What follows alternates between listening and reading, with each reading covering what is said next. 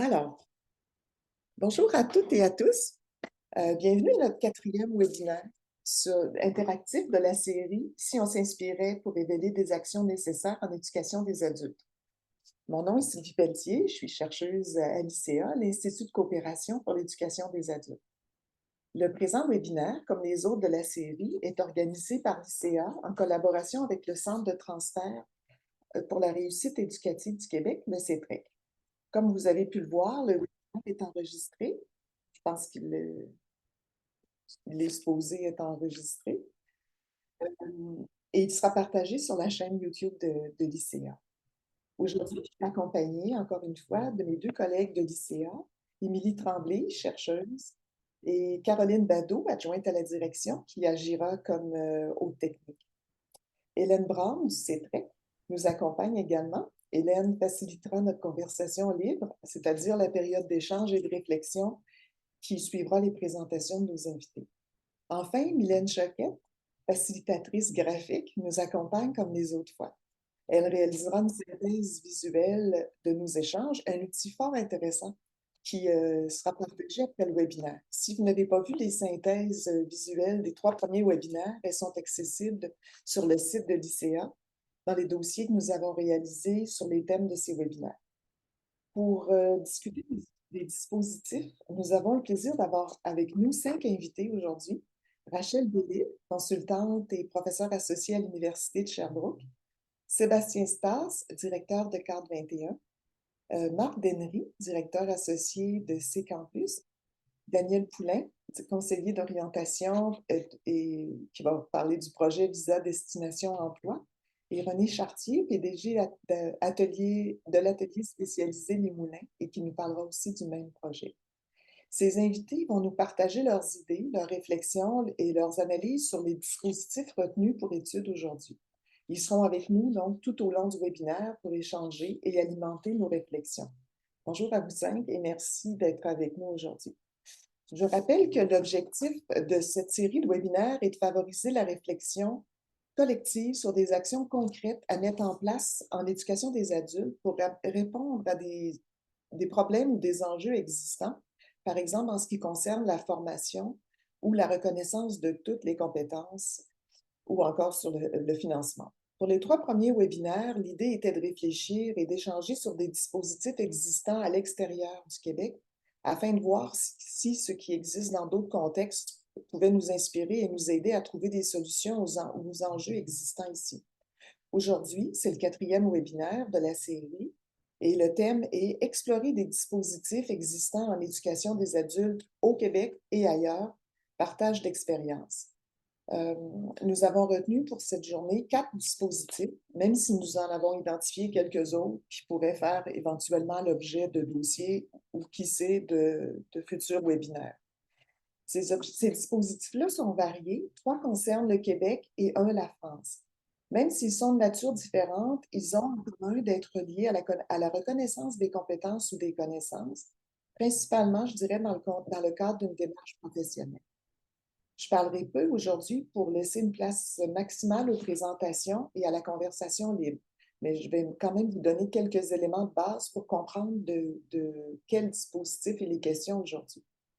Alors, le premier dispositif que nous verrons s'appelle la reconnaissance des acquis et des compétences en formation professionnelle, appelé communément la RAC-FP. Il s'agit d'un dispositif qui permet de reconnaître les compétences des personnes qui veulent retourner aux études. J'ai utilisé le mot dispositif, mais on pourrait parler de démarche, puisque la personne qui entreprend le processus de reconnaissance est accompagnée. Et c'est un processus qui permet de faire évaluer et reconnaître officiellement les compétences acquises grâce à des expériences de vie et de travail en fonction d'un programme d'études. La RAC est basée sur le fait qu'une personne n'a pas à réapprendre ce qu'elle sait déjà et qu'elle a le droit de voir reconnaître ses acquis si elle peut en faire la preuve. C'est évidemment plus facile si ces compétences ont été acquises dans un cadre formel et ont fait l'objet de reconnaissance officielle, mais la RAC n'exclut pas, en principe, les apprentissages non formels et informels. Nous verrons en deuxième lieu les badges numériques. Un badge numérique, c'est la représentation visuelle d'une attestation de compétences, d'une preuve d'atteinte d'objectifs précis, d'un apprentissage donné, etc. Le badge numérique contient ce qu'on appelle des métadonnées qui fournissent de l'information sur le processus d'émission du badge, par exemple, sur l'évaluation des compétences ou des apprentissages qui a permis d'obtenir le badge, sur le contexte d'acquisition et la nature de la compétence, etc. C'est donc un outil de reconnaissance qui permet d'attester et de mettre en valeur ses compétences, ses connaissances, ses apprentissages, ses lectures, ses participations acquises à des activités essentiellement formelles et informelles, mais rien n'empêche la reconnaissance de compétences acquises de façon non formelle, par exemple la reconnaissance de compétences génériques. De plus en plus d'organismes attestent du suivi de leurs activités en émettant des badges. Le troisième dispositif que nous verrons, c'est l'action de formation en situation de travail, l'AFEST.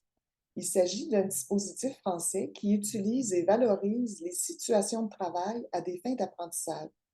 L'AFEST implique une alternance entre des mises en pratique professionnelle dans des activités réelles et concrètes de travail et des phases de réflexivité, soit des prises de recul par rapport aux activités en situation de travail. Les phases de réflexivité permettent de tirer les enseignements de l'expérience réalisée et de consolider les apprentissages.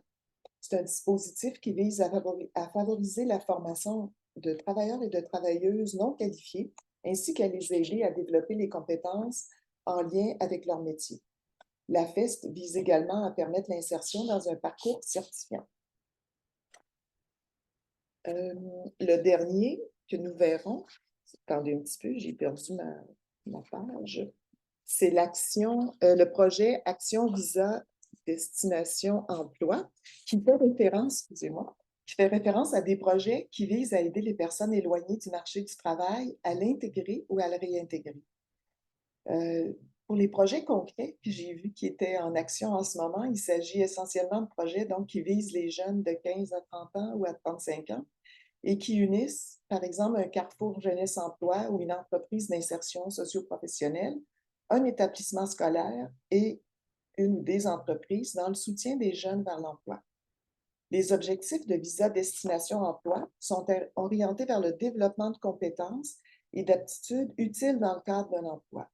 La participation à un projet mène vers une meilleure connaissance de soi et de ses forces, le développement de son autonomie et un sentiment d'efficacité personnelle à travers une expérience de travail en entreprise qui pourra conduire à un emploi. Alors, sur ce, je vais passer la parole à ma collègue Hélène qui agira comme facilitatrice et qui va présenter nos invités d'abord. Merci Hélène. Oui, bonjour à tous. Alors, plongeons un petit peu dans la partie interactive de ce webinaire qui se veut de donner autant la parole à nos invités qu'à vous pour interagir, réagir, partager des expériences. Ça se veut un échange, une mise en commun.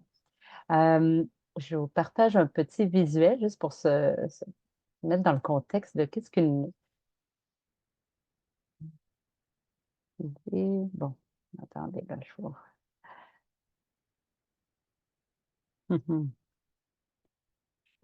Voilà, OK.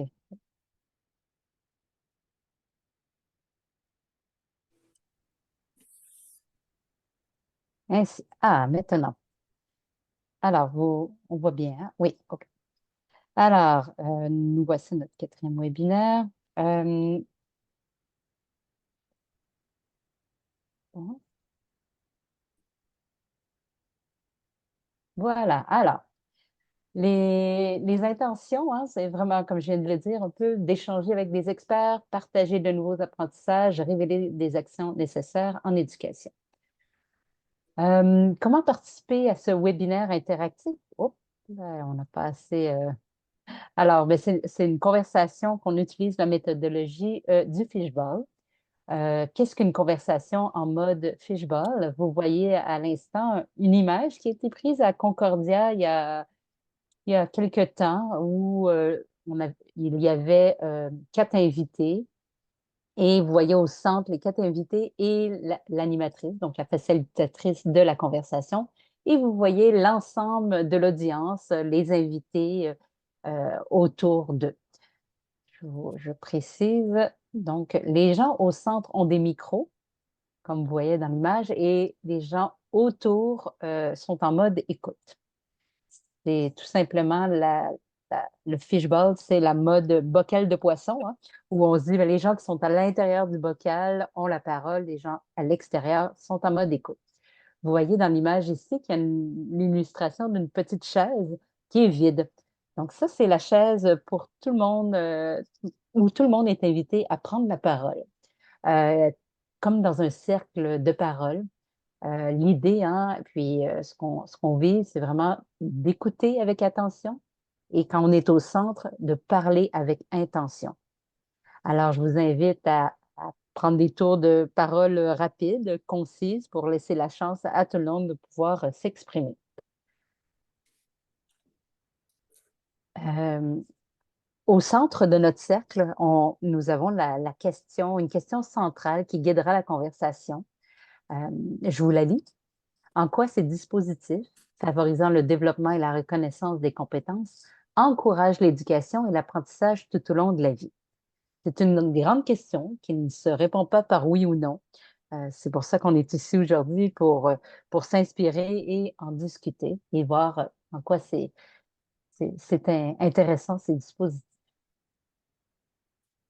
Alors, la facilitation graphique, c'est l'élément magique un peu qui est dans notre webinaire. Nous avons avec nous Mylène Choquette. Alors, Mylène, j'aimerais te laisser le partage de l'écran en ce moment. Voilà. Parce que Mylène, comme facilitatrice graphique, prépare toujours un premier visuel de notre webinaire qui va apparaître à l'instant. Alors, vous voyez, c'est sa planche à dessin numérique. Euh, donc, au centre, vous retrouvez la question dans la bulle en bas, au centre en bas. Donc, en quoi ces dispositifs, en favorisant le développement et la reconnaissance des compétences, encouragent l'éducation et l'apprentissage tout le long de la vie. Vous voyez déjà nos 5 invités et les différents dispositifs que nous allons parler. Vous voyez l'espace vide et ça, c'est vos paroles, vos mots, nos échanges qui vont se retrouver. Nous allons y revenir à la planche à dessin à la fin de notre conversation. Et comme Sylvie Pelletier l'a dit en introduction, vous aurez accès à ces visuels de synthèse. Maintenant, je repartage mon écran. Voilà. Alors,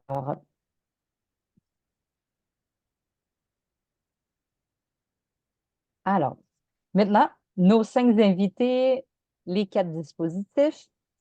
Un rappel de nos invités, Rachel Bellil, Sébastien Estras, Marc Derry, René Chartier et Daniel Poulain. Donc, je vous invite, suivant cet ordre-là qu'on voit à l'écran, de nous faire une courte présentation. Donc, la parole maintenant à nos invités. C'est à vous. Alors, j'invite, pour me tromper dans l'ordre. Alors, tout d'abord Madame Bellil. oui, c'est ça, je cherchais, je cherchais Madame Bellil, allez-y, on vous écoute. Merci, Bon, Émilie. merci pour l'invitation. Ça me fait plaisir d'être là et tout ça. Comme en introduction, on a quand même bien présenté le dispositif de reconnaissance des acquis en formation professionnelle. Je ne vais pas répéter tout ça. Peut-être juste préciser que c'est un dispositif de reconnaissance officielle, puisqu'on parle de reconnaissance des acquis des compétences.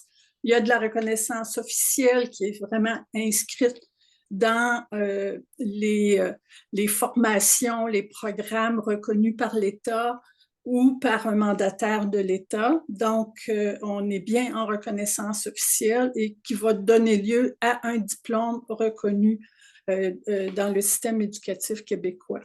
Donc, ça, c'est un point qui, pour moi, est extrêmement important et qui va comme se distinguer de d'autres dispositifs de reconnaissance des acquis qui se font plus à l'initiative de la société civile. Aussi, un autre point à préciser, la reconnaissance des acquis en formation professionnelle, elle vise vraiment la reconnaissance des compétences qui sont inscrites dans le référentiel du programme. Bon, il y a plusieurs programmes de formation professionnelle au Québec. Disons, par exemple, le programme de forage dans le secteur des mines. Alors, le programme a un certain nombre de compétences ciblées et la reconnaissance va se faire sur la base de ces compétences-là. Donc, la reconnaissance des acquis, elle existe depuis plus de 40 ans en formation professionnelle au Québec, mais en 2002, avec la politique d'éducation des adultes et de formation continue, elle a connu une relance extrêmement importante et je dirais qu'une des sources d'inspiration qu'on doit tirer de ce dispositif-là, c'est que dès la politique, il y a eu du financement d'attaché. Alors ça, on est beaucoup en discussion là, sur l'importance d'avoir une nouvelle politique, de la mettre à jour et tout ça. Mais je pense qu'il faut vraiment voir que dans le dispositif de la RAC en formation professionnelle, ça a été vraiment gagnant d'avoir du financement attaché et de le renouveler au fil des années, selon des nouvelles conjonctures, avec des nouveaux défis, avec des leçons de l'expérience et tout ça. Donc, c'est un dispositif qui se déploie. Il n'est pas à son plein potentiel en ce moment.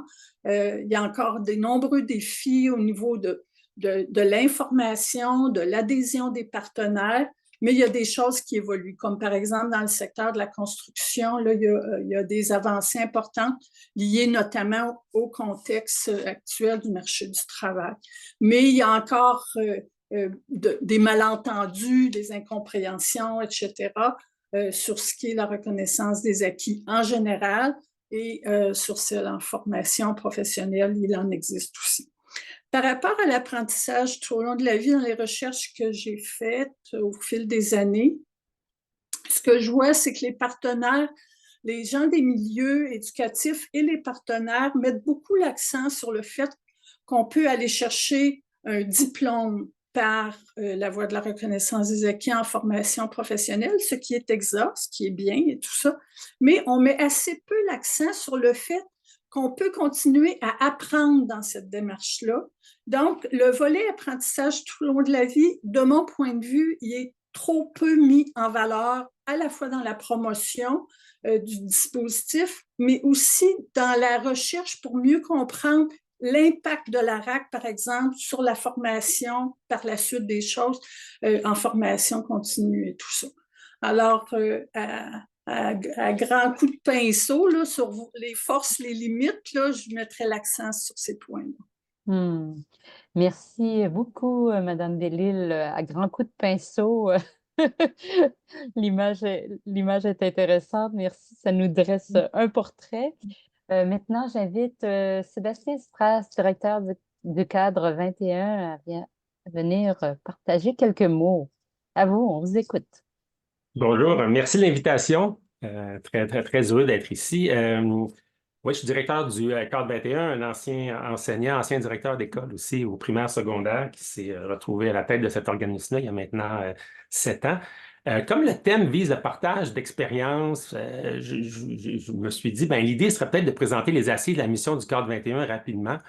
Moi, j'aime bien l'approche du quoi, du qui, du pourquoi et du comment. Donc, je vous propose rapidement de faire le tour en moins de 5 minutes un peu de ce qu'on fait. Donc, qu'est-ce qu'on fait? Le quoi, en fait, c'est d'offrir vraiment, dans le cadre des bases numériques, d'offrir vraiment une alternative à la certification traditionnelle. Alors, je veux juste préciser que c'est bien pas de se substituer, mais bien d'offrir une alternative. Donc, reconnaître une pluralité d'initiatives qui proviennent d'organismes et de sources variées qui sont en lien avec l'apprentissage tout au long de la vie. Évidemment, le cadre 21 a une mission plus ciblée sur l'éducation, donc primaire, secondaire, collégiale, universitaire, que ce soit au Québec ou à l'international, mais c'est vraiment de reconnaître un peu les sources où les gens peuvent aller faire du développement professionnel.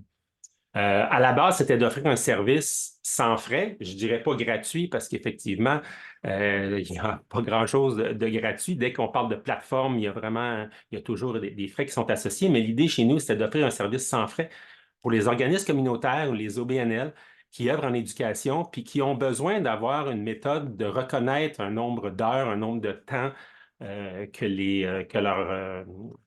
les gens dont font partie ces associations-là auraient besoin. Donc, les associations de matière, français, maths, tout ça, qui ont des événements, bien, reconnaître les activités de développement professionnel qu'ils font par un système de badge numérique. Les événements universitaires aussi, on a plus de 50 partenaires, 50 événements qu'on badge là, ainsi au travers du Québec, mais aussi à l'international. Alors, qui sommes-nous, le Cadre 21, un organisme sans but lucratif? Notre mission, c'est soutenir, reconnaître et valoriser le développement professionnel. On est là depuis 2015, on est en ligne depuis 2016. On a plus de 35 000 utilisateurs, 25 000 attestations de badges numériques émises sous la forme de badges numériques, là, si on veut. Pourquoi? Eh bien, on est vraiment dans le lien de dire, peut-être qu'il y a d'autres façons de valoriser les acquis et de favoriser le partage de compétences et de connaissances que les gens maintenant vont chercher en dehors des grandes institutions traditionnelles. Donc, vraiment, c'est vraiment la promotion, dans mon sens, là, concrètement, de l'apprentissage tout au long de la vie, c'est-à-dire de se dire, il y a des actions qu'on fait qui ne sont pas nécessairement liées aux organismes qu'on connaît traditionnellement. Puis comment est-ce qu'on peut faire pour que ces éléments-là soient reconnus ou qu'on ait une trace de ce qu'on va faire comme ça au fil des années. Donc, les liens avec les différents référentiels de compétences, évidemment, moi, au Cadre 21 en éducation, on est en lien avec les compétences, le référentiel de la compétence numérique, le référentiel le référentiel de la profession enseignante. Mais évidemment, les liens sont faciles à faire avec d'autres référentiels à partir du moment où on a des référentiels qui sont bien établis, de faire la connexion entre les deux. Alors, comment on le fait? Bien, on s'est inspiré d'un écosystème des badges numériques basé sur la confiance. On peut peut-être faire afficher le premier visuel rapidement. Je ne sais Oui, pas puis si il vous reste environ 1 ou 2 minutes. ça va être vraiment ça. Super.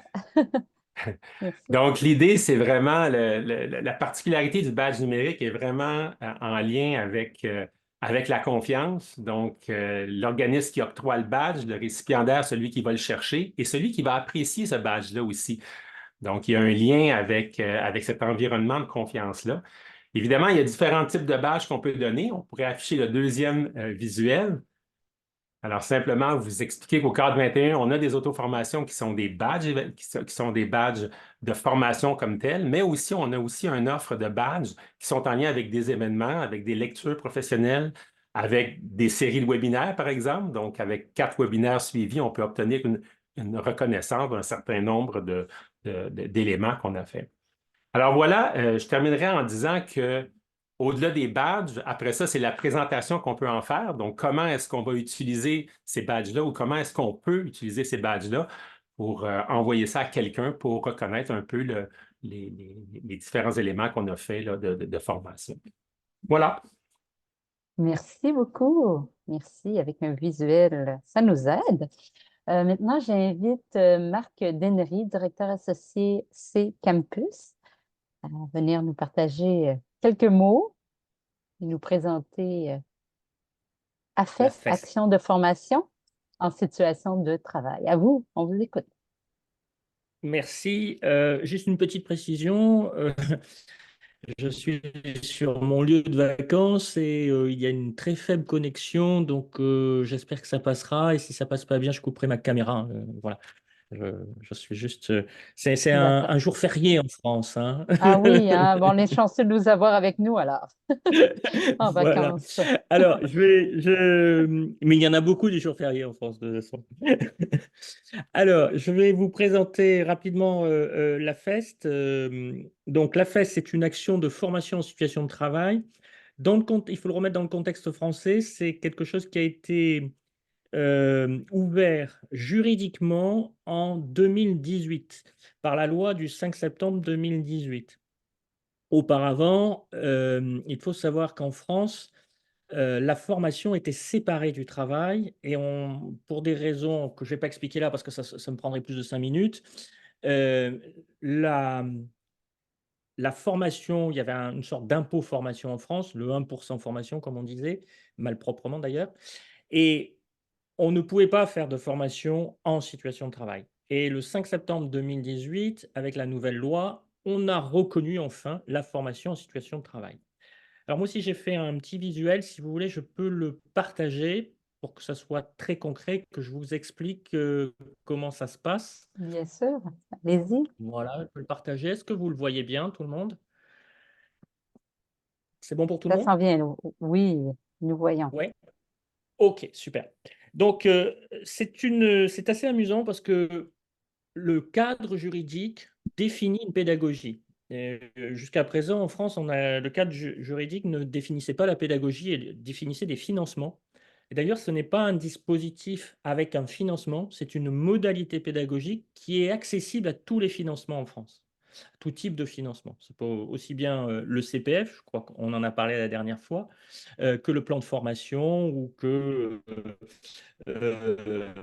les contrats de professionnalisation en France, qui sont des types de contrats pris en charge pour embaucher des salariés. Donc, c'est un dispositif assez complexe, mais qui peut être mis en place, je dirais, simplement.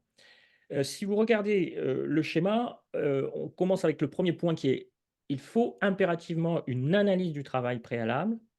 Donc, ça veut dire quoi? Ça veut dire qu'on doit aller dans l'entreprise et regarder comment est organisé le travail et identifier les besoins en compétences et aménager le travail pour qu'il devienne apprenant. Puisque c'est une formation qui est 100% en situation de travail. Mais c'est une formation qui reste une formation, donc qui est très encadrée et on va donc aménager le travail pour le rendre apprenant.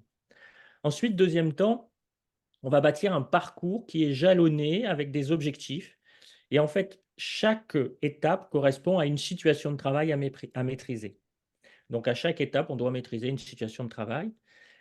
Pour cela, au départ, on positionne l'apprenant et ensuite, on lui propose ces situations de travail. Ces situations de travail, elles ont la caractéristique suivante, c'est qu'il y a une alternance systématique avant la situation de travail avec une séquence réflexive en amont et après la situation de travail avec une situation réflexive en aval. La situation réflexive en amont permet à l'apprenant d'être stratège dans sa situation de travail, c'est-à-dire de la réaliser au mieux. Et en aval, ça lui permet de capitaliser, un peu comme de la VAE, sur ses acquis et ses compétences mises en œuvre. Bien sûr, pour faire cela, il est accompagné. Il est accompagné par un tuteur. Alors, on l'appelle accompagnateur à FEST ou référent à FEST. Le référent à FEST, c'est celui qui fait à la fois le dispositif de formation et à la fois l'accompagnement. Et c'est qu'en plus, nous avons certifié plus de 800 référents à FEST. Et si vous voulez, après, je pourrais vous en parler des compétences plus particulières de ces référents à FEST parce qu'ils jouent un rôle fondamental dans le dispositif. Et ensuite, bien entendu, il y a une évaluation, comme dans tout dispositif de formation, une évaluation qui est assez simple puisqu'on voit ou pas si la personne maîtrise la situation de travail. Et donc, on est directement dans le niveau 3 de Kirkpatrick au niveau évaluation, c'est-à-dire le niveau du transfert et de la compétence. Et tout ça doit être tracé. Et pour tracer, c'est assez simple. Il suffit de tracer la réflexivité qui est faite en amont et en aval. Donc, en gros, c'est un journal d'apprentissage à tenir par l'apprenant. Donc, voilà, le dispositif, c'est encadré avec donc un vrai pédagogue qui suit et qui est vraiment formé à ça. Nous, quand on regarde nos 800 certifiés, c'est plutôt des ingénieurs pédagogiques, c'est plutôt des gens qui étaient déjà des formateurs experts, parce que ces dispositifs-là doivent, doivent au démarrage quand même bien comprendre l'organisation du travail et bien comprendre comment on bâtit des dispositifs de formation, je dirais, sur mesure au coût humain.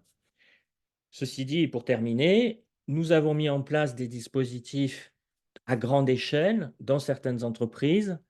Et par exemple, pour des agents de services médicaux en EHPAD, 1200 personnes là, sont en train d'être formées et certifiées. Et donc, on a fait une seule, je dirais, analyse du travail pour ces 1200 personnes. Donc, on sait avec la FEST aussi faire des grands dispositifs qui se déploient dans les entreprises à grande échelle. Voilà. Mais au départ, ça part sur quelque chose qui est plutôt sur mesure. Voilà. Je m'arrête peut-être là-dessus. Je ne sais pas si j'ai respecté mon temps. Presque, oui, oui, on est dans les temps, tout va bien. Alors, je vous remercie beaucoup. Vous pouvez Merci. arrêter le Je coupe partage. ma caméra alors, hein. Juste arrêter le partage. Vous pouvez rester avec nous avec la caméra. Je vais vous interpeller, alors allez pas trop loin, hein? Ah oui, d'accord. Mais bon, j'ai des problèmes de connexion, donc je la remettrai Oui, chaque fois c'est que je vrai. parlerai. D'accord, d'accord. Alors maintenant, j'invite René Chartier, PDG Atelier spécialisé Les Moulins, et Daniel Poulain, conseiller d'orientation.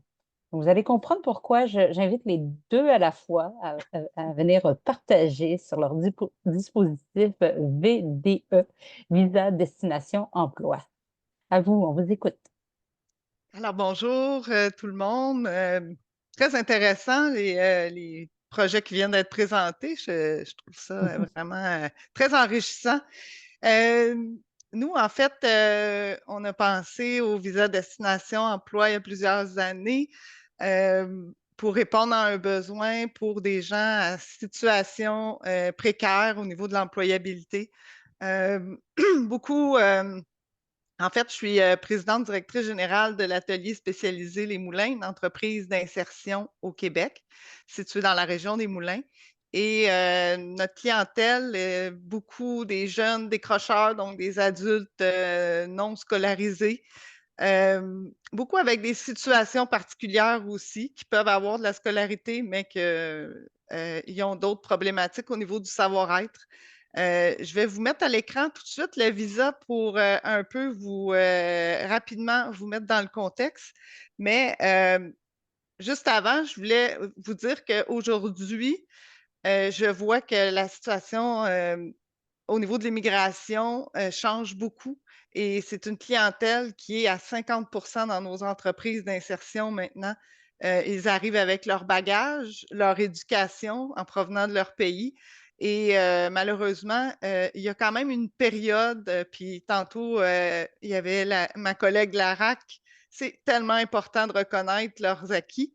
Mais entre ça, nous, on peut faire un bout de chemin avec eux pendant cette période-là et essayer de justement leur donner une reconnaissance de leurs acquis qui, par la suite, pourra être certifié. Je vais voir si je peux partager mon écran. Est-ce que j'ai l'autorisation? Oui, oui, oui, vous pouvez y aller. OK. Est-ce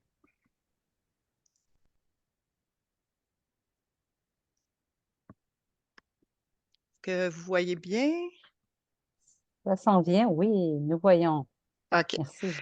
Donc, vous avez la partie intérieure du document. Je vais voir si je peux vous montrer juste la couverture. En fait, vous voyez que c'est un 11-17 plié. Donc, vous voyez ici la couverture et l'arrière du document. Je vais me concentrer sur l'intérieur pour vous expliquer ce que c'est. Donc, vous voyez à gauche où on va aller avec les compétences techniques.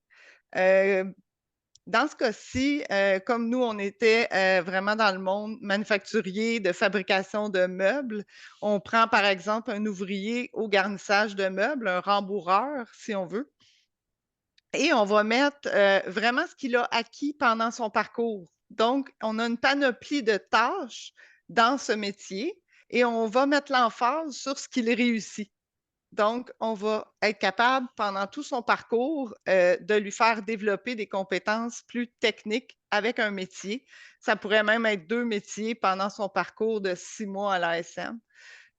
On va même, ici, vous voyez le M253, c'est vraiment en métier semi-spécialisé. Donc, on va même pouvoir le certifier en métier semi-spécialisé selon les compétences qu'il va atteindre pendant sa période. Il est vraiment mis en contexte de travail et c'est l'idée du visa où on va le mettre en contexte réel de travail et c'est là qu'on va évaluer non seulement ses compétences techniques, mais beaucoup le savoir-être. Donc, que nous, on appelle les compétences personnelles, vous voyez à droite. Juste une seconde, René, juste une Oui, seconde. bien Pour, sûr, vas-y, Daniel. juste pour les unités scolaires, c'est pas nous qui allons les évaluer. Il y a une conseillère de l'éducation aux adultes qui passe chez nous et qui vérifie les apprentissages pour reconnaître les unités scolaires allant jusqu'à diplomation. Point très important. Comme Daniel dit souvent, c'est l'école qui vient à l'élève plutôt que l'inverse. Donc, c'est la force, l'enseignant qui vient en milieu de travail, donc il peut constater réellement la personne, comment elle se comporte et comment elle atteint ses compétences en milieu de travail. Donc, vous voyez à droite, au niveau de l'éthique, on l'a séparé en 3 sections différentes et ces différentes compétences génériques-là peuvent changer dépendant du milieu de travail aussi. Tout comme, dans le fond, le visa est fait pour s'adapter à l'organisation partenaire surtout. On a voulu le créer pour que les Carrefour Jeunesse Emploi puissent l'utiliser, les entreprises d'insertion, peu importe leur domaine d'activité, puissent. Puis d'ailleurs, on est un bon exemple à l'ASM. Quand je vous dis, on fabriquait des meubles rembourrés, maintenant on a acheté un comptoir d'entraide. Donc maintenant, on forme des caissières.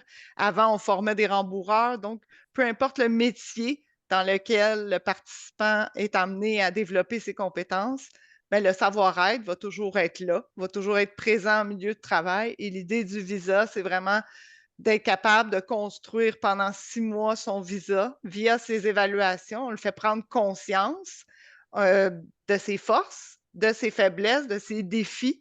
Et c'est jamais, au niveau de nos compétences personnelles, c'est jamais agréable au début de se faire dire qu'on n'a pas un bon comportement au travail. Donc, avec la vision, il va tranquillement et à chaque évaluation, on va emmener des points précis sur l'attitude au travail, sur l'éthique au travail et on va le développer jusqu'à ce qu'après 6 mois, ils se connaissent bien et soient capables d'expliquer vraiment où sont ses forces et ses défis.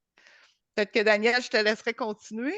Oui, je peux continuer. Écoutez, dès l'entrevue d'embauche ou dès le début du projet, je prends l'exemple du CGE Laval, on montre des exemples de visa aux participants pour qu'ils voient exactement le genre de document qu'il va avoir lorsqu'il va quitter. Et donc, suite à cette entrevue-là, s'ils décident de s'inscrire ou pas, et je vous dirais que dès le début, ils sont à construire leur visa parce qu'ils savent que ça va les aider à améliorer leur sort sur le marché du travail.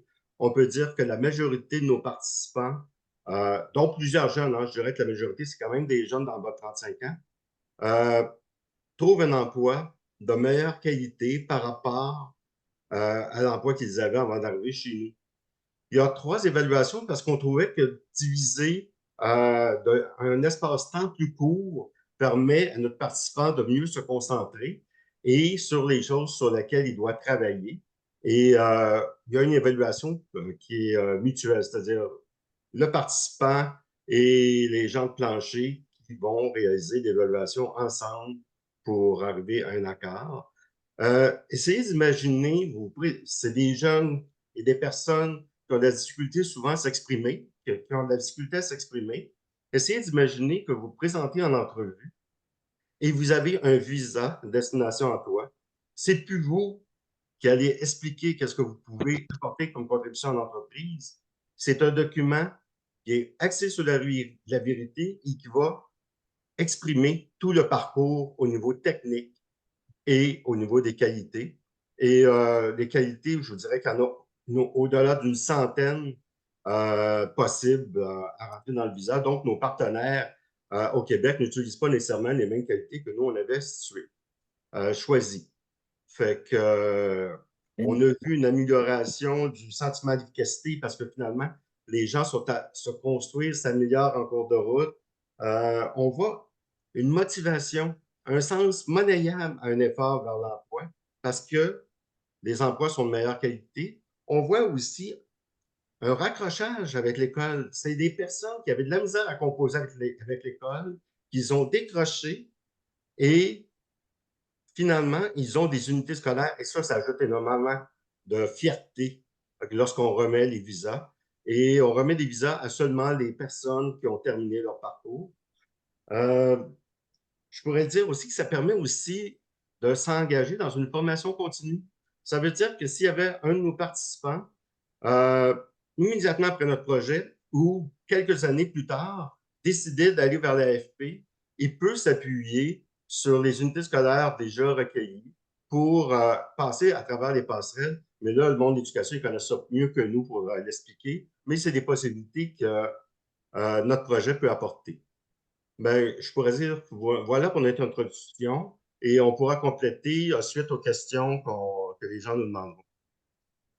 Oui, merci beaucoup. S'engager dans la formation continue, c'est s'engager dans l'apprentissage tout au long de la vie. Alors, c'est beau tout ça, merci.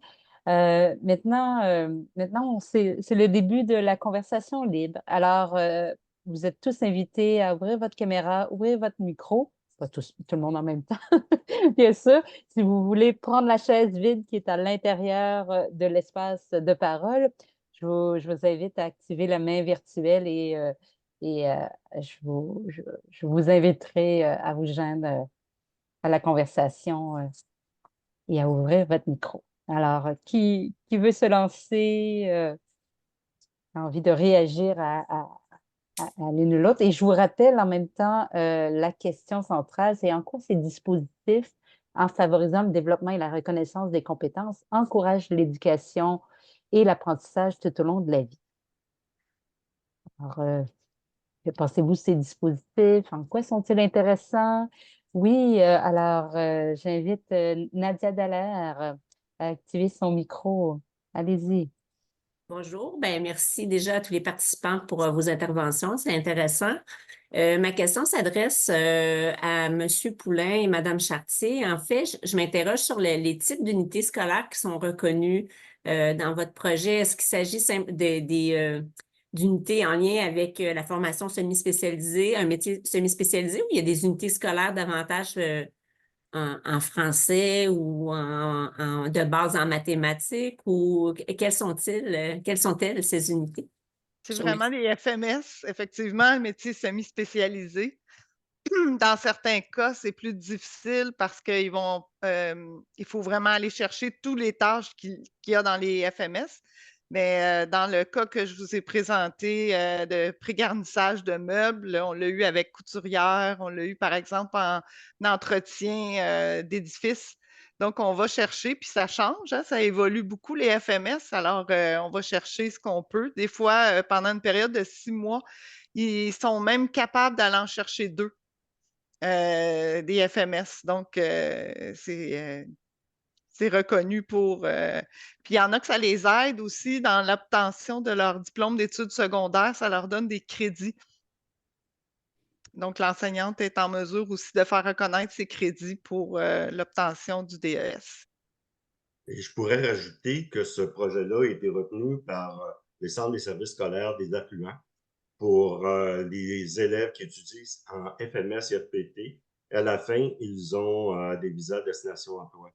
Et cet organisme-là a reçu le premier prix de l'ACISEP en 2019 grâce à leur implantation du visa dans leurs écoles. Merci, Oui, merci beaucoup. Quelqu'un d'autre qui aimerait... Oui, Madame Rachel Bellil, on vous écoute. Hélène, avant, il y avait d'abord Oui. Madame Chartier, puis ensuite Oui, Madame merci, parce Bellil. que des fois, je ne vois pas les mains. Oui, bonjour. Vous m'entendez bien, oui? Oui. OK, parfait. Bonjour, moi, je suis enseignante en FGA dans la région de Joliette. Et puis, je trouve ça intéressant, vraiment, ce qu'on a eu comme présentation aujourd'hui. J'ai une classe flexible. J'essaie vraiment d'adapter puis de motiver les adultes là-dedans. Puis, est-ce que le principe là, du visa, là, j'ai entendu que c'était aux affluents. Est-ce que c'est quelque chose qui se transporte dans d'autres centres de services aussi? Est-ce que c'est le centre de service qui doit faire la demande? Comment ça ça fonctionne parce que moi, je trouve ça vraiment intéressant. Ben, j'étais même prête à m'en faire un maison, mais la crédibilité n'est pas la même rendue là. Tu sais. Vous avez une bonne vision, puis je pense que si c'est reconnu auprès des différentes industries autour de vous, ben, ça peut faire la même chose par chez nous. Ça serait ma première question. Puis ma deuxième question, c'est justement au niveau des badges, parce que je fais souvent des auto-formations, donc je connais le principe des badges. Est-ce que, puis là, j'ai vu l'espèce de triangle avec les 3 aspects importants pour faire un De la badge. confiance. Tu sais, nos élèves ont besoin de valorisation, puis justement, la plupart n'auront pas accès à des diplômes nécessairement, puis tout ça, fait qu'il faut aller chercher la valorisation dès qu'il y en a.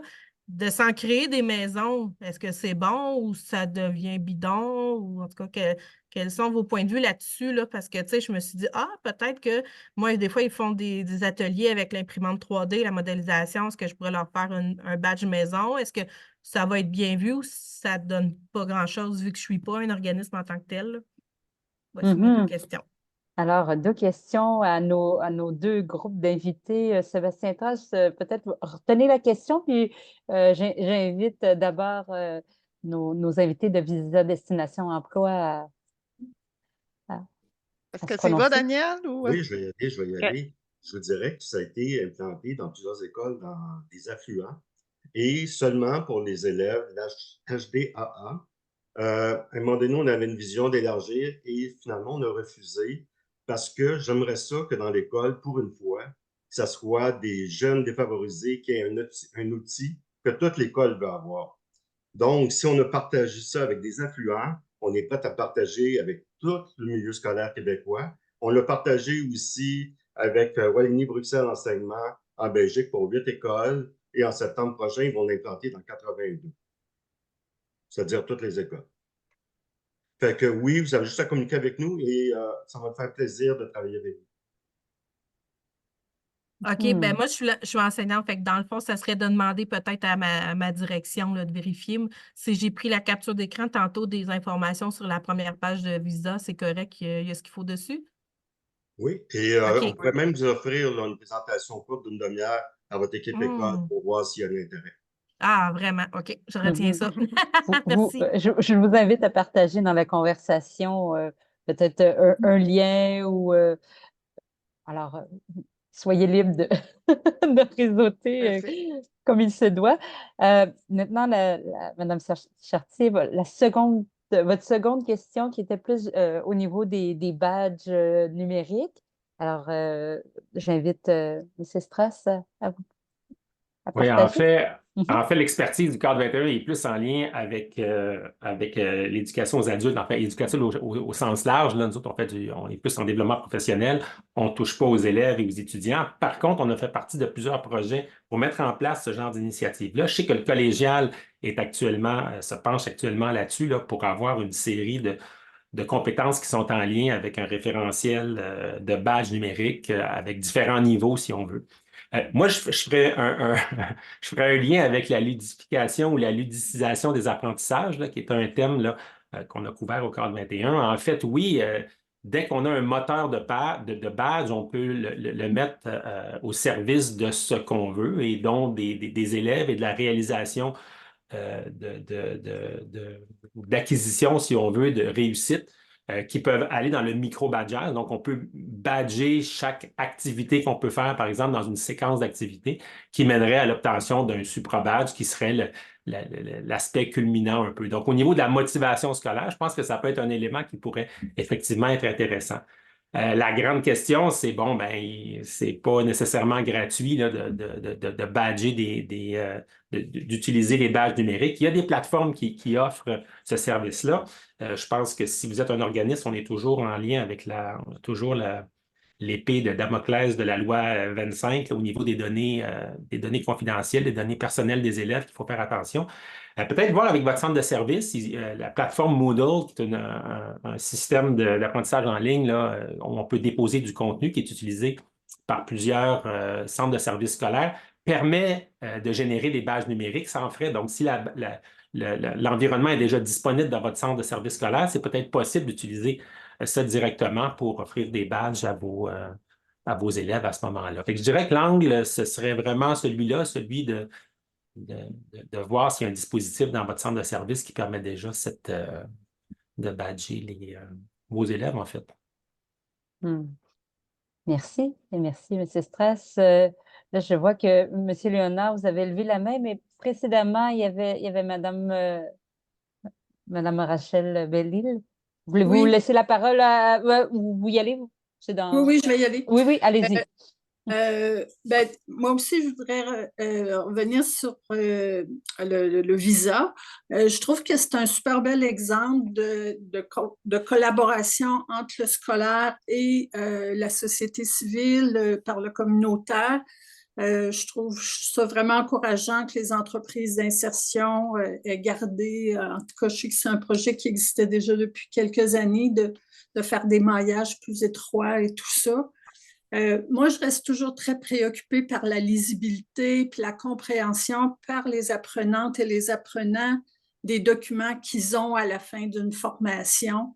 On sait qu'ils n'ont pas tous la même valeur et pour les employeurs et pour la poursuite d'un parcours en éducation formelle.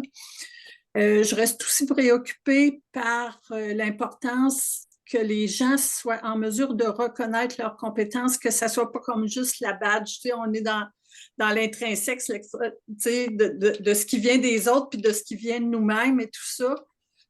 Bon, les gens qui le savent, j'ai été très active avec nos compétences fortes et nos compétences fortes, c'était vraiment pour que les gens apprennent à se reconnaître puis à reconnaître dans les autres aussi. Et donc, je trouve qu'on a à toujours travailler cet équilibre-là dans la multiplication des documents qui confirment que la personne a appris telle ou telle chose. Et je trouve intéressant qu'il y a déjà un effort dans l'organisation de l'entreprise d'insertion de faire déjà ce travail-là avec l'organisme scolaire puis d'avoir associé l'organisme scolaire. Je trouve que c'est un bel exemple de collaboration. En effet, merci de le souligner. C'est effectivement un bel Je ne sais exemple. pas si je peux Oui, intervenir allez-y. avec Oui, Mme allez-y. Bellil. Oui. Je suis tellement contente de vous entendre dire ça et on travaille fort pour essayer de faire reconnaître au niveau scolaire, mais des fois, on a une clientèle qui ne se rendra pas jusque-là. Peu importe, ils ont des difficultés, puis ils ne pourront pas faire reconnaître. Fait que si au moins ils peuvent avoir quelque chose de concret qu'ils peuvent présenter à un employeur, ça peut peut-être même dans le futur leur donner tellement confiance qu'ils vont faire retour aux études parce qu'on l'a vu dans le passé, on le voit encore.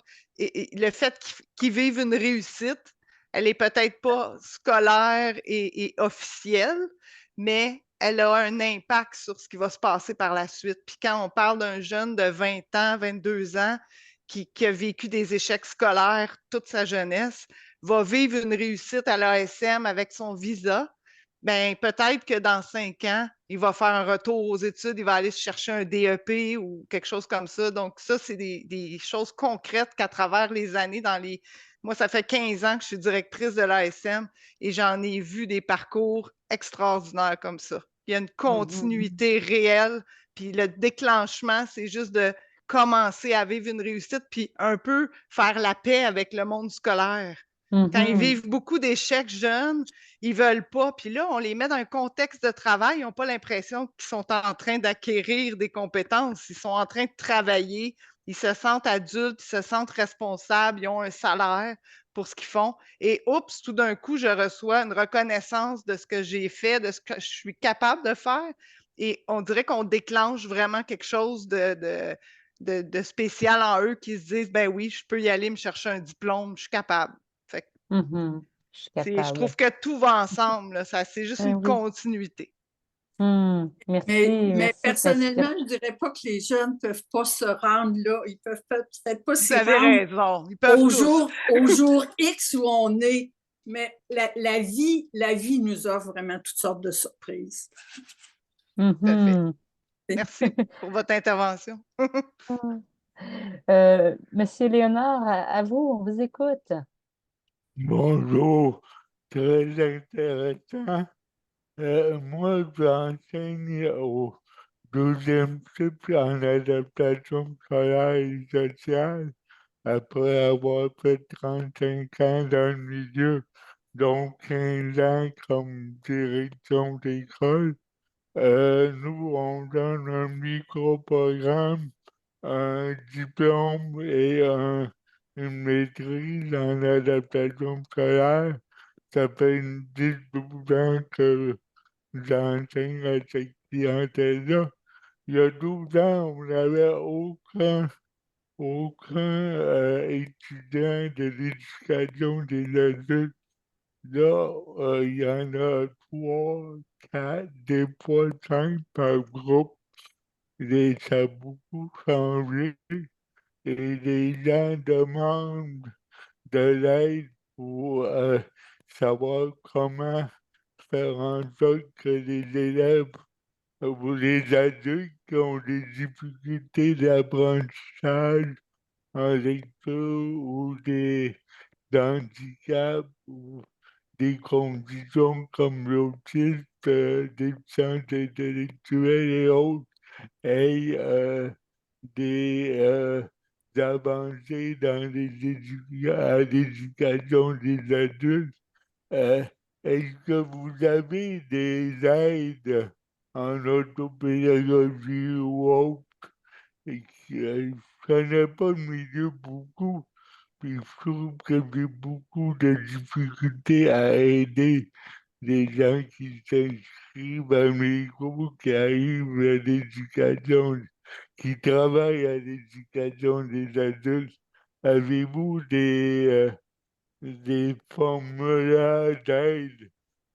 Avez-vous des formulaires d'aide et vous dirigez votre question vers quel de nos invités, Monsieur Léonard?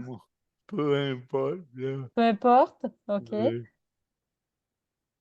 Euh, Donc, voulez-vous préciser la question peut-être au formulaire? Oui. Est-ce qu'il y a des orthopédagogues, exemple, qui peuvent aider les enseignants ou adultes qui cherchent à surmonter des difficultés d'apprentissage ou des états comme l'autisme, des déficiences intellectuelles, afin que cette clientèle puisse aussi avoir un badge ou quelque chose d'autre en bout de ligne. Parce que, étant donné qu'il y a 15 à 20% d'étudiants en difficulté au régulier, il y en a autant, si plus, non plus, à l'éducation des adultes. Est-ce qu'il y a un service aux élèves en difficulté dans vos programmes? Ah, je vois Madame Chartier, Hélène. Ben, je suis Allez-y. pas une invitée, mais je pourrais peut-être partager ce que nous, on a un Ben oui. orthopédagogue dans notre centre aux adultes. Je ne sais pas s'il y en a dans tous les centres, là, mais on en a un depuis quelques années. Puis, on essaie qu'il soit présent régulièrement, là, particulièrement dans ma classe. Il peut venir faire des ateliers quand il veut. Il peut venir. On fait du co-enseignement. Puis, tu sais, on essaie là, justement que l'orthopédagogue soit présent pour les élèves avec des besoins particuliers, mais pas juste pour eux. Parce que comme on essaie de dire, c'est que c'est pas nécessairement parce qu'on a un diagnostic ou qu'on a des difficultés ou des différences que l'orthopédagogue est là juste pour nous là, dans ce temps-là. La personne qui n'en a pas de difficultés nommées, ben, peut avoir quand même besoin à un autre niveau de l'orthopédagogue. Donc, de notre côté, il est très présent, il est en co-enseignement, il est aussi à son bureau, là, mais nous, c'est une mesure qu'on a prise, là, particulièrement dans mon centre. Merci. On va peut-être s'en aller vers un autre aspect de la conversation. J'inviterai Mme Geneviève Talbot, qui a levé la main depuis un certain temps, Oui, merci à ouvrir beaucoup. son micro. Oui, on s'écoute. Merci beaucoup. Merci pour la présentation des 4 invités. Ce que je trouve intéressant, ce qui me saute aux yeux, en fait, c'est que dans les dispositifs qui ont été présentés, je trouve qu'il y a 2 catégories de dispositifs qui ont été présentés. En fait, la reconnaissance, pour moi, il y a 2 grandes fins à la reconnaissance, je pense. Il y a la valorisation des personnes, d'abord. Donc, on a eu le dispositif qui est CRMS, puis le dispositif des badges numériques qui servent entre autres à ça, à la valorisation des personnes. Puis on a aussi la reconnaissance, l'autre type de reconnaissance qui est plus officielle, sanctionnée, sanctionnable, qui permet une intégration en emploi, une mobilité en emploi ou une progression à l'intérieur du milieu scolaire formel. Donc, il y avait le dispositif de la RAC en FP, par Mme Bellil, et le dispositif, d'où ma question pour M. Dennery, le dispositif de l'attestation de formation en situation de travail. Donc, ce sont deux dispositifs qui me paraissent répondre davantage à une fin de reconnaissance formelle permettant l'accession à un emploi qui est reconnu officiellement par des employeurs. Donc, M. Dennery, votre dispositif, j'ai deux questions. En fait, votre dispositif d'attestation de formation en situation de travail, est-ce qu'il reconnaît et sanctionne des diplômes ou des formations d'État du ministère de l'Éducation nationale en France? Ça, c'est ma première question. Et nous, au Québec, on a un dispositif ou une modalité de formation en formation professionnelle qui s'appelle l'alternance travail-études. Donc, moi, je me demande les similarités de votre dispositif avec une forme d'enseignement-apprentissage au Québec qui est reconnue, qui est officielle, l'alternance travail-études. Ce qui m'a piqué ma curiosité dans votre présentation, M. Dennery, c'est que vous avez parlé que les accompagnateurs ou les référents, les personnes qui enseignent ou qui s'assurent de l'acquisition de la compétence en milieu de travail sont formés. Vous avez parlé qu'ils étaient formés, que vous en aviez formé plus de 800. Donc, est-ce que ces personnes-là, ce sont les mêmes personnes qui enseignent la théorie dans les centres de formation? Au Québec, en fait, quand il y a un dispositif d'alternance travail-études, c'est qu'il y a les enseignants en classe. Et ensuite, l'élève s'en va sur le milieu du travail où il est pris en charge par des travailleurs. Il y a toujours un superviseur de stage qui va s'assurer de l'acquisition de la compétence en emploi, mais ce sont des personnes différentes. Et les personnes en emploi n'ont pas été formées officiellement. Donc, c'est la responsabilité de l'enseignant qui est superviseur de stage de s'assurer de l'acquisition de la compétence en emploi. Donc, je veux juste valider la différence entre notre dispositif et le vôtre. Oui, alors je peux répondre. Vous m'entendez, c'est bon? Ça fonctionne. Alors, d'abord, ce n'est pas attestation, c'est action de formation en situation de travail. Et c'est très important parce que c'est une vraie action de formation, c'est-à-dire c'est une vraie formation. Donc, on va former les personnes, mais en situation de travail, et uniquement en situation de travail. Ça peut donner lieu à une certification officielle, un titre. Alors, en France, on appelle ça au répertoire national des certifications professionnelles, enfin, un diplôme, quoi, si vous voulez. Hein. Ça peut être un titre, un diplôme, ou ça peut être aussi, ça peut finir par des badges hein, aussi. Voilà. Et ça peut finir avec rien aussi. Donc, tout est possible. Donc, je pense qu'avec ça, je réponds à votre première question. Alors, sur la deuxième, effectivement, ce n'est pas la même chose que l'alternance travail-études. Hein. C'est comme ça que vous l'appelez au Québec. Chez nous, ça s'appelle les contrats en alternance ou les contrats de professionnalisation. Votre dispositif à vous. Donc, où il y a, par exemple, dans le contrat en alternance, il doit y avoir un minimum de 400 heures en cours, en école, et il doit y avoir 1 an, 9 mois en situation de travail. Voilà, en gros, et en alternant tout le temps. Donc, je pense que ça doit être très proche de ce que vous faites, vous, au Québec. L'Allemagne fait pareil, hein, etc. Non, là, c'est différent parce que ça peut être 100% en situation de travail. C'est-à-dire qu'il n'y a pas d'enseignement. Tout à l'heure, vous avez employé le terme enseigner. Que ce soit le référent ou l'accompagnateur, je préciserai après, il n'enseigne pas. Il aide à la réflexivité.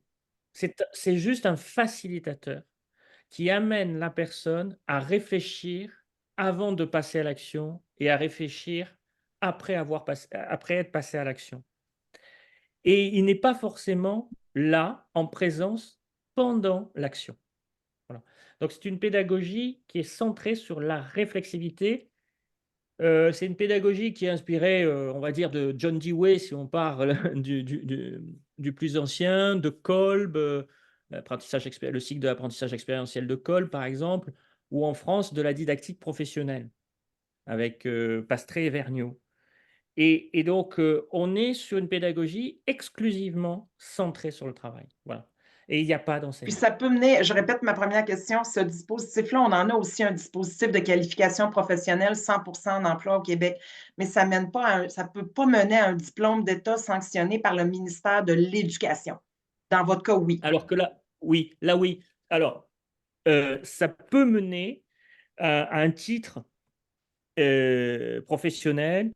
Oui, on pourrait préparer aussi des diplômes. Alors, les diplômes de l'éducation nationale, oui, c'est possible, puisqu'il y a eu un vade-mecum là-dessus où il disait que c'était possible de le faire en AFEST. Oui.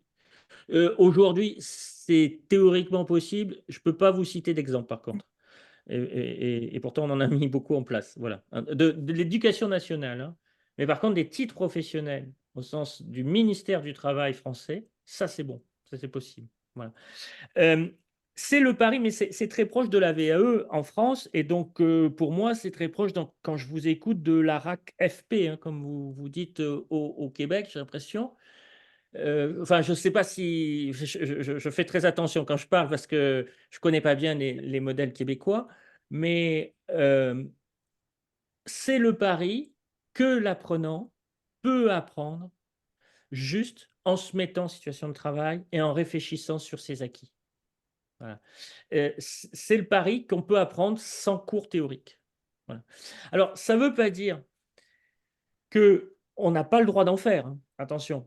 Ça veut dire que c'est possible de ne pas en faire. C'est différent. Et nous, alors on a formé plus de 2000 personnes, mais on en a certifié 800. Sur nos 800 certifiés depuis 2016, on mène des enquêtes auprès d'eux. Et ce qu'ils nous disent, c'est qu'ils combinent souvent aussi quand même des parties de cours théoriques. Voilà. Donc, c'est possible de le faire, mais ce n'est pas obligatoire. Je ne sais pas si j'ai répondu à vos questions. Que ça répond. Oui, merci. Madame Talbot, oui. Merci, ça répond. Merci beaucoup. C'est très, très clair. On a quelque chose de similaire, je pense, au Québec en emploi également, mais merci, c'est plus clair. Merci beaucoup, M. Denry. Ah, c'est intéressant. Si je peux me permettre. On apporte des nuances. Oui, allez-y. Oui, si je peux me permettre, juste Oui. par rapport à l'angle de la valorisation des personnes, ce qui est intéressant des badges numériques, c'est que ça va bien au-delà de ça. Donc, c'est possible aussi, comme M. Dennery le disait, là, par rapport à son dispositif, qui peut mener à l'obtention d'un badge numérique. Le badge peut être utilisé à différentes fins, pas simplement à la valorisation des personnes. L'exemple que je vais vous donner, je vais vous en donner deux. On a une auto-formation qui s'appelle Sexto, qui est une trousse d'intervention sur le sextage en milieu en milieu d'école, en milieu d'établissement, qui doit être, en fait, c'est une formation sur une trousse d'intervention. Et pour être capable d'appliquer ce protocole-là qui vient du directeur des poursuites criminelles et pénales et de la police de Saint-Jérôme, entre autres, qui a été développé par eux, bien, il faut que les utilisateurs, il faut que les gens qui sont dans le milieu de l'école réussissent l'auto-formation, donc obtiennent le badge de cette auto-formation-là pour être en mesure de mettre en application le protocole dans leur milieu. Donc, il y a une espèce d'attestation en lien avec l'acquisition d'une approche, si on veut, qui est plus large qu'une formation avec du contenu, mais vraiment une trousse d'intervention. L'autre exemple que je donnerais, c'est qu'un badge peut mener à un crédit universitaire. En fait, le seul élément l'élément qui permettrait de faire ça, c'est les enjeux du critère d'obtention, puis de la validation de la demande de badge qui est faite par l'utilisateur. Donc, a priori ou a posteriori, là, dépendamment comment le badge est émis, quelqu'un pourrait valider. On a un projet qui est en développement au Saguenay actuellement avec l'université là-bas, puis on se dit, bien, c'est possible qu'un badge soit reconnu comme étant un crédit universitaire dans un cheminement universitaire d'un cours. Même s'il y a des chargés de cours qui utilisent des auto-formations et des badges numériques comme devoir, si on veut, à leurs étudiants. Alors, c'est possible aussi d'utiliser cette forme de reconnaissance-là dans un niveau peut-être plus élevé. L'enjeu, ben, c'est encore, on parlait de confiance. L'enjeu, c'est quels sont les critères et qui va juger des critères au final. Voilà.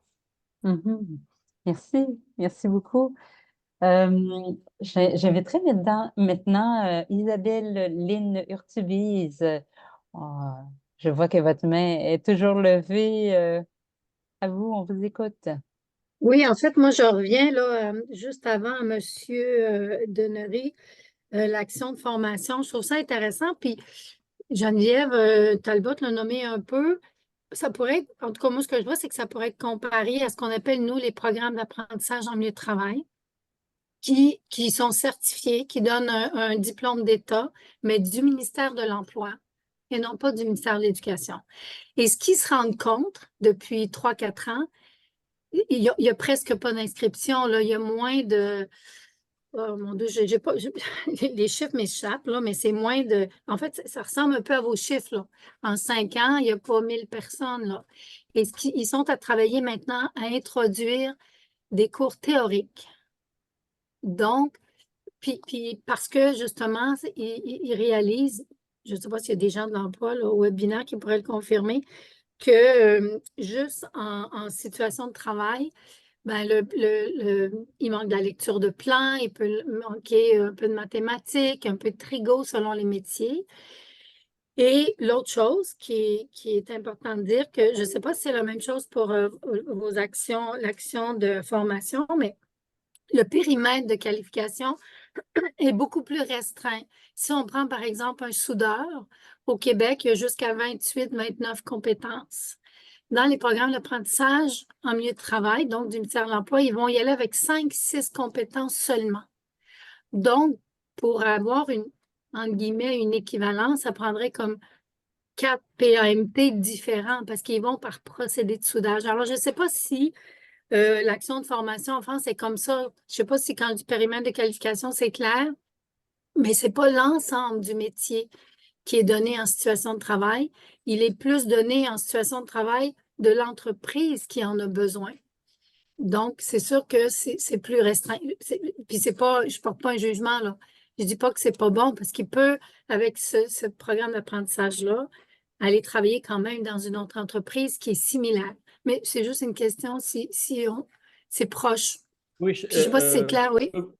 Oui, c'est clair.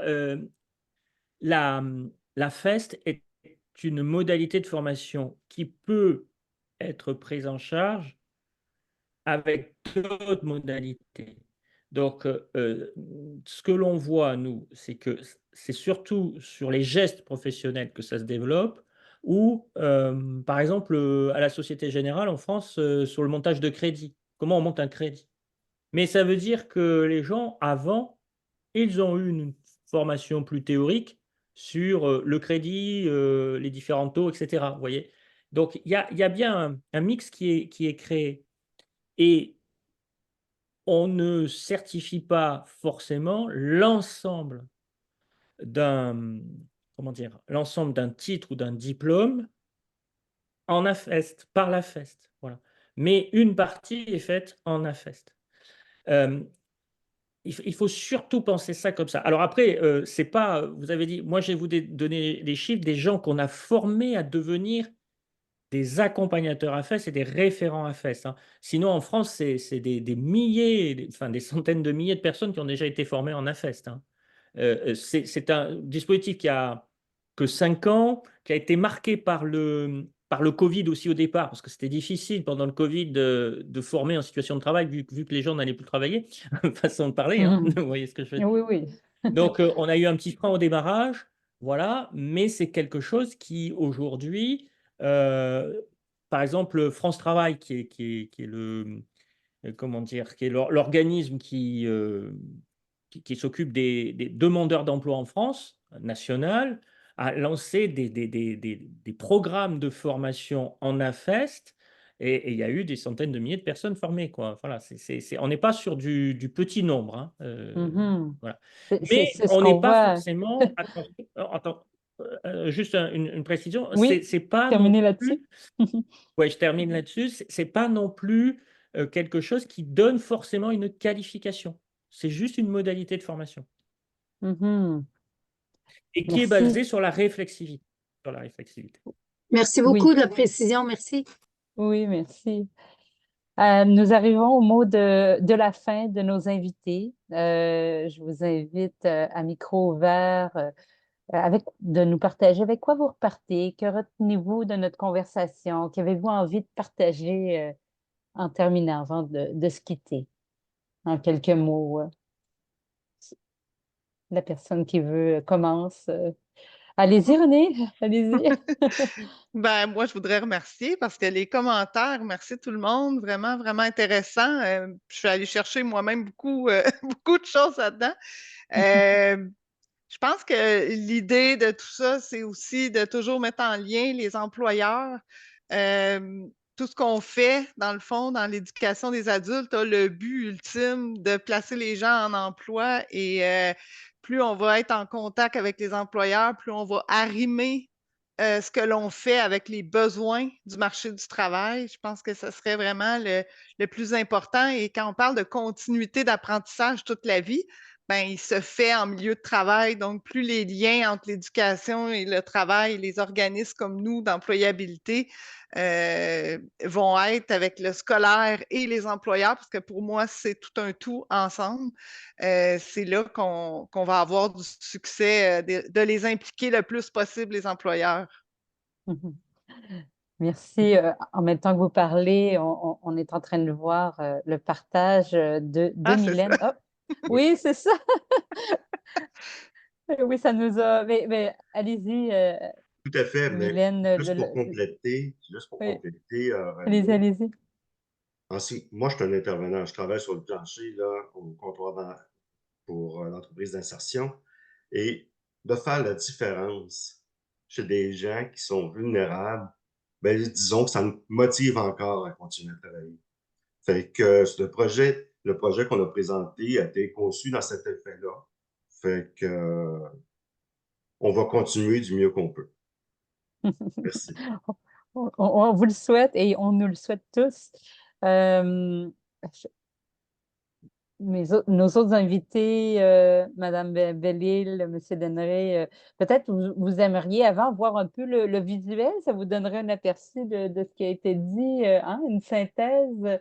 J'inviterai Mylène, notre facilitatrice graphique, à le partager, puis comme ça, Monsieur Strass, Madame Bellil, oui, je vois que vous êtes prête, Madame Bellil, peut-être on peut vous écouter en même temps qu'on regarde un peu ce qui ressort sur la planche à dessin de la synthèse visuelle, les mots et les images qui ressortent.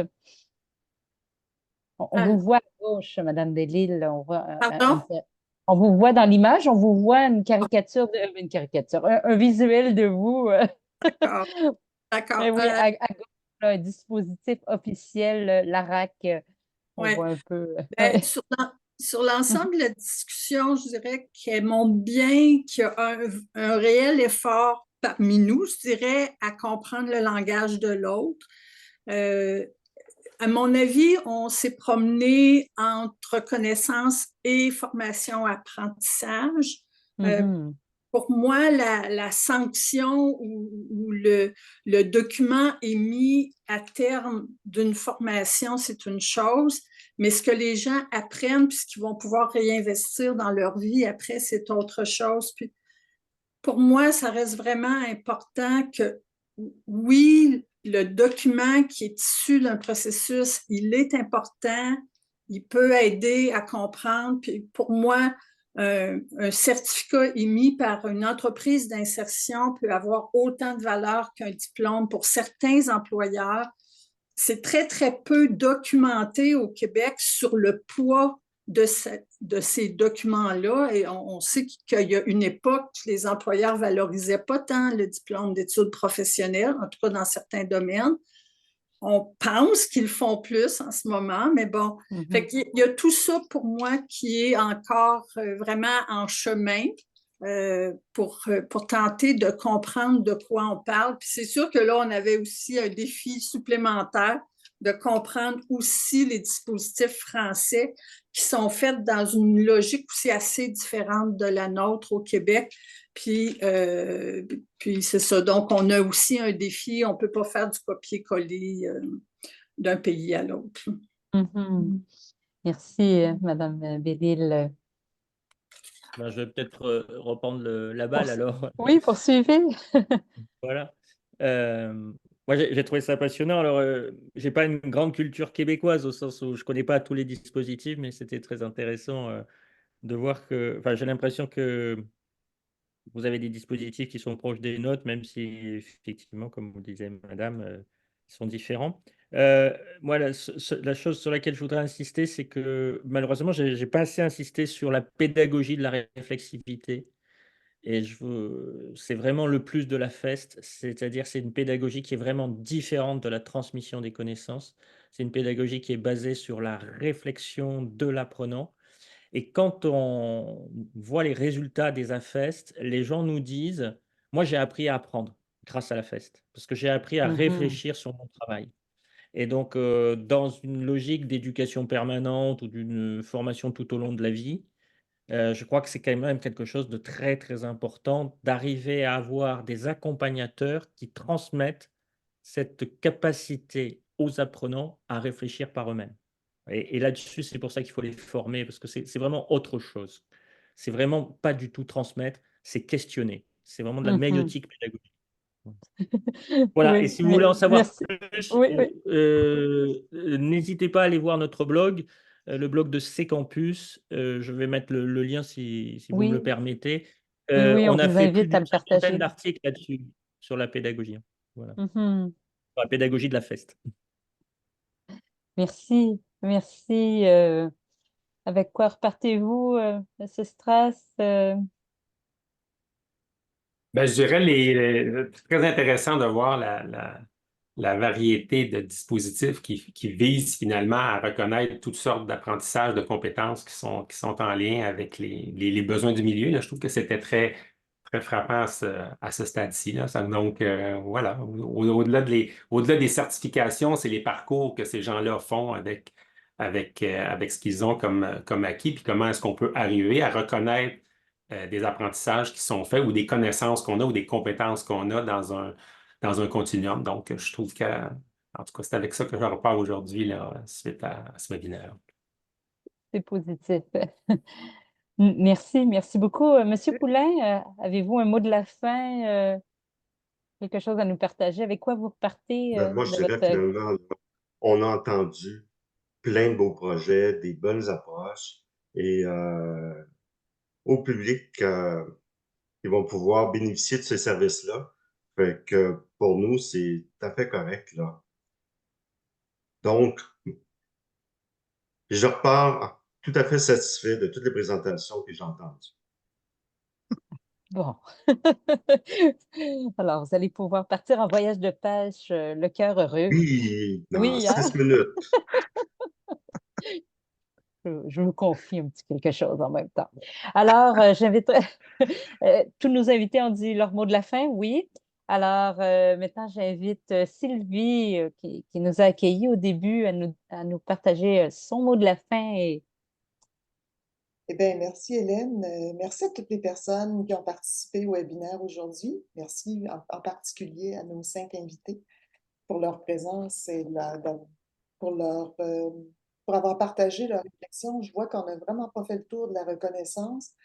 C'est vrai qu'on aurait pu faire, dans le fond, un webinaire uniquement peut-être sur la question de la reconnaissance des compétences, des apprentissages, Là, on regardait plus la façon de les reconnaître, mais la question, la reconnaissance elle-même et des types de compétences, on parlait tant que ça non plus de celles acquises dans des contextes non formels, par exemple. En tout cas, ça aurait été intéressant peut-être de pousser encore plus cette réflexion-là. Mais je vous remercie beaucoup d'avoir participé. C'était le dernier webinaire de cette année et de la série sur les actions nécessaires en éducation des adultes, à déterminer s'il y en aura d'autres un jour. La synthèse visuelle qui a été produite par Mylène Chaquette aujourd'hui sera partagée, ainsi qu'un dossier sur le thème, comme ça a été le cas pour les 3 premiers webinaires. Pour les 2 premiers, le 3e est sur le point d'être publié. Toute la documentation sera disponible sur le site de l'ICA. Alors, encore une fois, je vous remercie beaucoup de votre participation et de votre présence et je vous souhaite une excellente journée.